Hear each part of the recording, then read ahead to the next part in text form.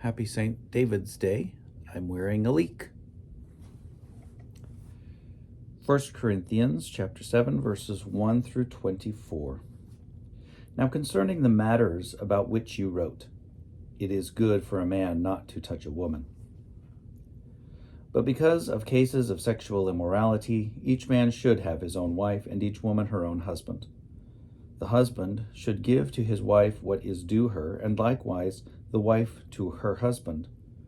For the wife does not have authority over her own body, but the husband does. Likewise, the husband does not have authority over his own body, but the wife does. Do not deprive one another, except perhaps by agreement for a set time to devote yourselves to prayer, and then come together again, so that Satan may not tempt you because of your lack of self-control. This I say by way of concession, not of command. I wish that all were as I myself am. But each has a particular gift from God, one having one kind and another a different kind. To the unmarried and the widows I say that it is good for them to remain unmarried as I am. But if they are not practicing self-control, they should marry, for it is better to marry than to be aflame with passion. To the married I give this command, not I but the Lord, that the wife should not separate from her husband, but if she does separate, let her remain unmarried or else be reconciled to her husband, and that the husband should not divorce his wife. To the rest I say, I and not the Lord, that if any brother has a wife who is an unbeliever and she consents to live with him, he should not divorce her. And if any woman has a husband who is an unbeliever and he consents to live with her, she should not divorce the husband. For the unbelieving husband is made holy through his wife, and the unbelieving wife is made holy through the brother. Otherwise, your children would be unclean, but as it is, they are holy.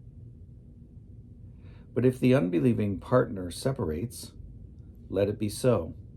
In such a case, the brother or sister is not bound. It is to peace that God has called us. Wife, for all you know, you might save your husband. Husband, for all you know, you might save your wife.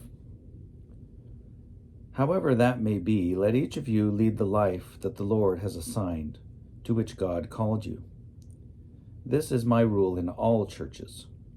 Was anyone at the time of his call already circumcised? Let him not seek to remove the marks of circumcision. Was anyone at the time of his call uncircumcised?